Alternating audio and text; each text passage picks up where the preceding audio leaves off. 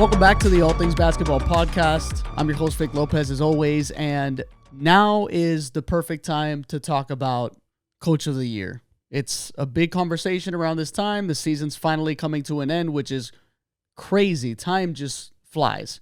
Now, I'm wearing this Houston Rockets hat because it's exactly where I want to start with this conversation. Because when I go to DraftKings and BetMGM and Vegas Insider and like all these other places where they're showing the odds for Coach of the Year, nowhere on those lists do I see the name Ime Udoka. And here's what I'm going to do on this episode. I'm going to be obviously going through the main names that are on the highest odds and obviously making the case for them as quickly as possible, but also providing an asterisk that I feel like is one that you could use against these coaches. And feel free to add any in there if you feel like I'm missing an asterisk or maybe I'm overvaluing something or I'm undervaluing something in these points for each coach. So I want to start with Ime Udoka, a guy that's nowhere in this conversation. If you look on the odds, he's not on any list that I've seen. He locked in the second seed in the West with 52 wins. And forgive me if I'm looking to the side. It's because I wrote a bunch of this stuff down. So in terms of expectation versus reality, it applies to Ime Udoka and the Houston Rockets. 41 wins last season. They're at 52 right now. In the Western Conference, no joke. They match the offensive efficiency of the Phoenix Suns, a team that only cared about offense all year long. And yes, I know the Bradley Beal, the injuries, the lack of consistent lineups and all that good stuff. I don't care. That goes into this point, in my opinion. The Houston Rockets were seen as a team that not going to be good offensively, just going to be a really good defensive team, right? And, well, they're 11th in offensive efficiency, right basically at the same number as the Phoenix Suns. They're also 4th in defense right now. They've been a top 5 defense all year long. These guys are just absolute dogs, all the point of attack defenders, the effort, the energy. You can see the coaching on display with this team. And all the while, this is the biggest point that I want to make for Udoka's case to win Coach of the Year. He is the only coach on this list of guys that are being considered ahead of him without a number one option, without a true number one option. You want to talk about Şengün? I love Alperen Şengün. He does awesome things for his team. He's one of my favorite players to watch. He can't be your number one option right now. Jalen Green. You're really going to make the case that Jalen Green is a true number one option? He's a guy that Udoka can't even play late in fourth quarter sometimes. He's improved a little bit on defense.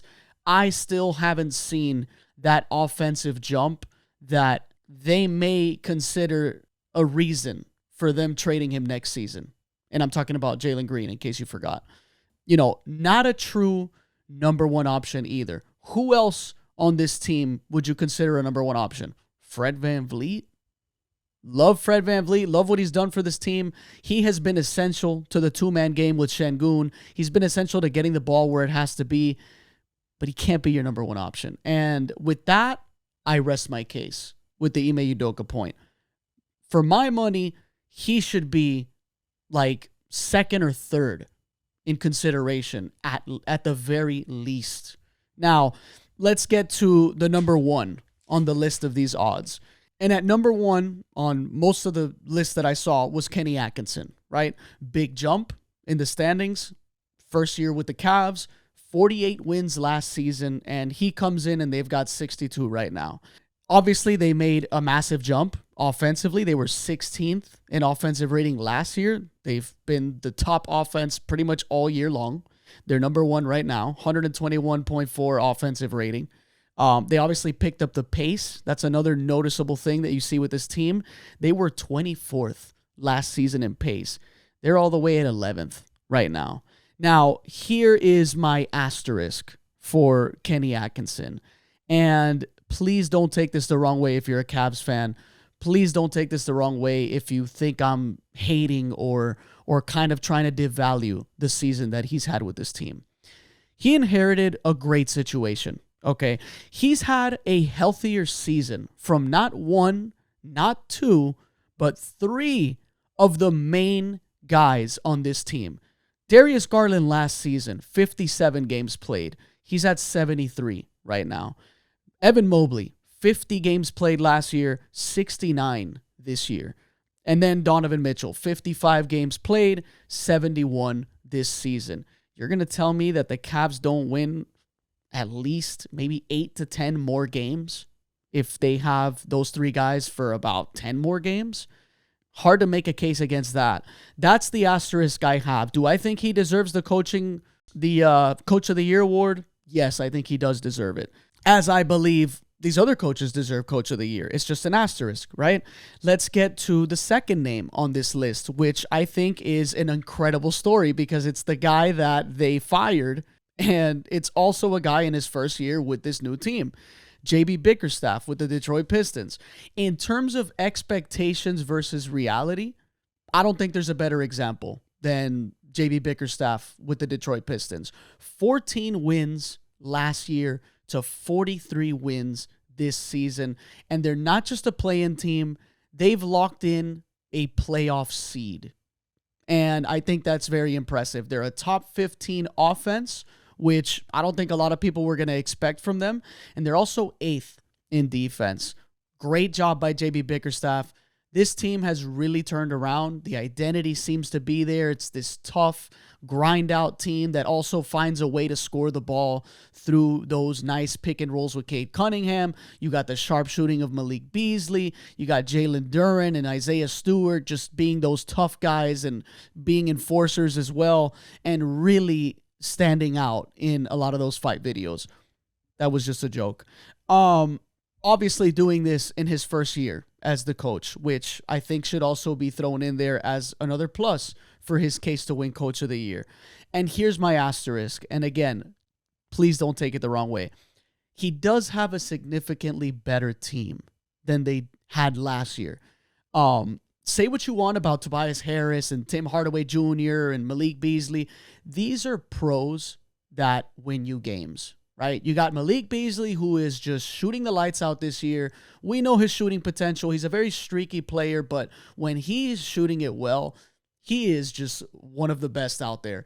Obviously, Tim Hardaway Jr., hot and cold guy, definitely not one of my favorite players, but he's a guy that can help you win games. He can score on his own. He's been around for a while now, and that really helps these young teams. And then there's Tobias Harris, always the guy that takes the blame as the third option on the Sixers. Wherever else he was always at, he always felt like a guy that didn't meet expectations. But that level of a player still is really good to have on a bad team, right? Like, he's still going to help you win games, right? And so obviously you get the fourth year improvement from Cade Cunningham, which was huge. Also, obviously, Jaden Ivey having a big season before he went down. And look, JB Bickerstaff, he has completely turned this team around. I am not saying that he does not deserve Coach of the Year. I think he does, but I think that should be the asterisk for him. And if you can think of a better one or another one, you can drop it down in the comments. Let me get to coach number 3, who they have on most of these lists as the third. And that's Mark Daigneault from, obviously, the Thunder. Okay, so it's going to be a simple case for Mark, right? And that's best record in the league. They have the second highest net rating in NBA history behind only the 96 Bulls. The Thunder have a net rating of 12.5 right now. Those Bulls had a 13.4. The winning is obviously the biggest thing you can say. They have the best record in the league. And you could pretty much rest your case with that, especially saying that they improved on the standings. And look, man, the only asterisk I can really think of for Mark Daigneault, because I feel like he's probably more deserving than Kenny Atkinson, in my opinion. The only asterisk that I can really think of for Mark Daigneault is the fact that no coach has ever won back-to-back Coach of the Year. I checked, none. Nobody's ever done it, and I think that's going to also make it hard for him to win back-to-back. I think that matters, even though I feel like if you are the best coach the next year, like if your team is still the best team the next season, and that's your criteria for someone winning coach of the year, then he should win it, right? It's the same thing as like, I hate the voters fatigue argument when it comes to MVPs. If a player's the best player again, just vote him for MVP. The next coach on this list is JJ Redick with the Lakers. And look, he has taken this as his first coaching job, which a lot of people even doubted his potential to do it. He responds right away, and this is a 48-win team. He's had to also juggle that big trade, which that should factor into why he is so high on this list to potentially win coach of the year. Now, if you go to the advanced numbers like offensive rating, defensive rating, and you rely on that to help you make your decision as well, for in terms of like the jump a team has made, they're not really going to make a good argument for you. They're around the same in terms of defensive efficiency, offensive efficiency. No season is the same. So I don't really take that and run with it to make a case for coach of the year. I like to kind of try to take as many things as I can to make the case for a person. And also, if their asterisk isn't that bad compared to the other asterisks, that should also be taken into account. So I don't know, 47 wins last season. They're at 48 right now. In terms of expectation versus reality, I think people had them hovering in the mid-40s as a win team already. So I don't really think that he has an incredible case compared to some of these other guys. So for me, I would already X him out as not going to win the coach of the year. And I want to give an honorable mention before I give you my pick. And you probably already know what pick that is. But honorable mention, Ty Lue for the LA Clippers. They've been a top 5 defense, I think, all season long. And they've also just kept afloat all year long. And in terms of expectations versus reality, the Clippers are the next great example outside of the Pistons. A team that people pretty much wrote off. And when I did the over-under wins total pod with Gus, which we do every season, I had the Clippers over. I thought they were going to surprise some people. I didn't think that they were going to be like this 50-win team, but I definitely saw them in that range where they're at right now. So definitely proud of that, and I think that deserves a shout-out as well. My coach of the year, to end this pod, is Ime Udoka. You want to put an asterisk on him, and the asterisk I see online, because I kind of did some research to see where people kind of stand on these guys, if anyone's out there on Reddit. And the main case people are making against Udoka is image, which is the Celtics situation, right? And if your asterisk on a coach is a non-basketball one, I think you need to reevaluate why you're not giving a guy a coach of the year. Now, the NBA cares about its image. I guess they would look bad if the coach of the year is someone that was, in that crazy situation a year prior or 2 years prior. But if we're talking just basketball, and this is just coach of the year, we're taking away non-basketball stuff, how does Ime Udoka not even have the odds for second highest chances to win coach of the year? I don't think it's a debate, in my opinion. I am dead set on Ime Udoka winning coach of the year because you don't have that number one option, like I said.